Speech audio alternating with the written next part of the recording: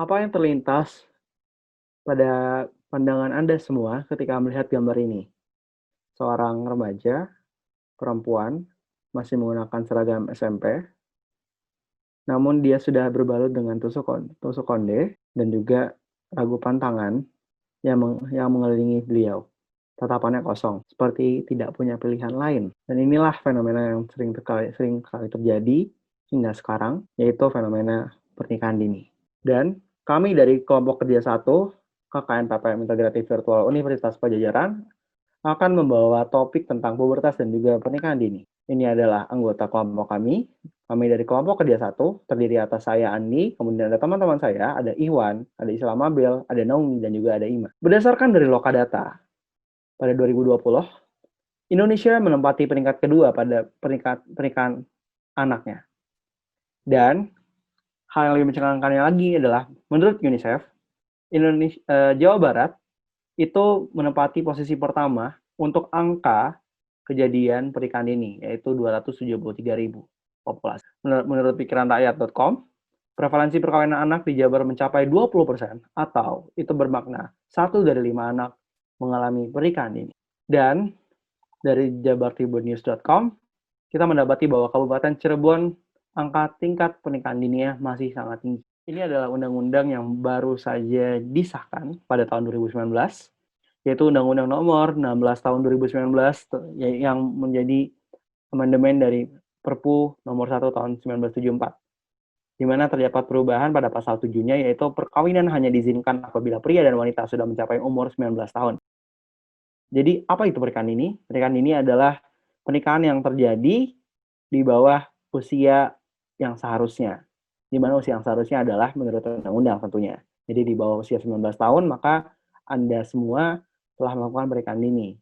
Hal menarik lainnya adalah, sekarang kita ada dalam masa pandemi, di mana tentu ini menjadi hal yang menarik. Kami lansir dari World Economic Forum, coronavirus itu menempatkan 4 juta wanita atau anak-anak perempuan itu terancam melakukan pernikahan dini. Tapi pertanyaannya adalah, mengapa bisa demikian? Ini menjadi dasar bahwa ada beberapa faktor resiko atau beberapa penyebab terjadinya pernikahan dini. Di mana yang pertama adalah adanya ketidaksetaraan gender. Yang kedua adalah kemiskinan. Yang ketiga adalah tradisi. Dan yang keempat adalah ketidakamanan. Nah, pada COVID-19, hal yang terjadi adalah proses ketidakamanan yang meningkatkan faktor untuk terjadinya kemiskinan dikarenakan tidak adanya cash flow keuangan.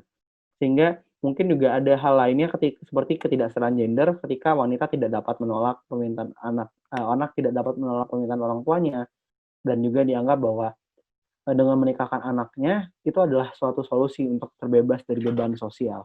Tapi apakah memang demikian? Nah, menurut BKKBN itu pernikahan untuk perempuan dianjurkannya pada usia 21 tahun dan pada laki-laki pada usia 25 tahun, merujuk pada maturitas dari organ reproduksi dan juga dari kematangan emosional. Nah, kita tahu kita semua di sini berkembang, kita mulai dari fase dari balita, anak-anak, remaja, dewasa, orang tua, sampai lansia nanti kan, proses di mana kita akan menjadi bertumbuh dan berkembang, dan kita akan masuk ke fase di mana kita mengalami pubertas.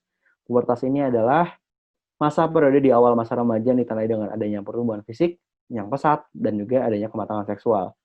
Ingat, ada dua, ada perkembangan fisik dan juga kematangan seksual. Pada perempuan, ada beberapa perubahan, yaitu ada pembesaran payudara, pinggang yang mengecil, panggul yang melebar, rambut kemaluan tumbuh, muncul lemak, dan juga adanya tanda-tanda primer, yaitu menstruasi. Kemudian apabila pada laki-laki akan terdapat pembesaran testikel, penipisan skrotum, kemudian akan pembesaran penis, kemudian akan terjadi perubahan suara, dan juga akan terjadinya peningkatan pengeluaran keringat.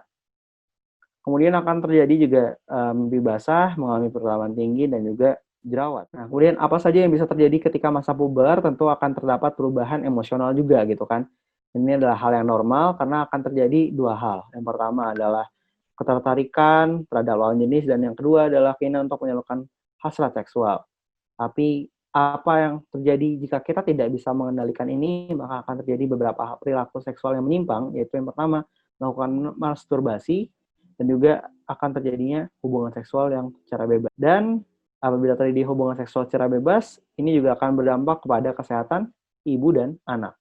Yang terjadi adalah ketika terjadi pernikahan ini, pada ibu akan terjadi kanker serviks, infeksi seksual menular, bayi lahir prematur, malnutrisi, dan juga hipertensi pada masa kehamilan. Di mana kanker serviks itu diakibatkan oleh infeksi dari human papillomavirus 16 dan 18, sering terjadi pada serviks yang belum matang secara utuh dan biasanya masih di bawah usia 21 tahun. Bayi prematur dikarenakan ibunya masih muda, tentu tidak dapat menahan, ibunya tidak dapat mengandung secara baik, akhirnya mungkin juga terjadi hipertensi pada kehamilan, sehingga terjadinya tingkat bayi lahir belum cukup bulan. Kemudian ini adalah gambar kanker serviks yang tadi. Kemudian ada resiko untuk terjadinya infeksi seksual menular, kita bisa lihat dikarenakan usianya belum matang, masih ada resikonya sangat-sangat tinggi untuk terjadinya paparan HIV/AIDS. Dan ini adalah salah satu pembunuh nomor 2 di dunia. Malnutrisi diakibatkan, kita tahu bahwa pada orang-orang yang kondisi sosioekonomiknya tidak stabil, apalagi di masa pandemi tadi, itu akan mengakibatkan sang ibu tidak dapat memenuhi gizi buat dirinya sendiri, dan tentunya itu tidak akan dapat memenuhi kebutuhan pada anak-anaknya. Makanya terjadi malnutrisi. Nah, lalu apa yang bisa kita lakukan? Pertama, kita dapat mengedukasi sekitar tentang hal ini. Tentang materi yang ada pada video ini, kita bisa sebarkan ke teman-teman sekitar kita. Yang kedua, kita harus menanamkan bahwa pergaulan bebas haruslah dihindari, dikarenakan pernikahan tidak hanya sekadar tentang kematangan organ reproduksi, tapi tentang kematangan dari segi fisik, mental, finansial, dan lain-lain. Kemudian, ingat, menikah muda bukanlah solusi. Sekian dari kelompok Kerja 1, KKN PPM Integratif Virtual Universitas Pajajaran. Kami undur diri. Wassalamualaikum warahmatullahi wabarakatuh.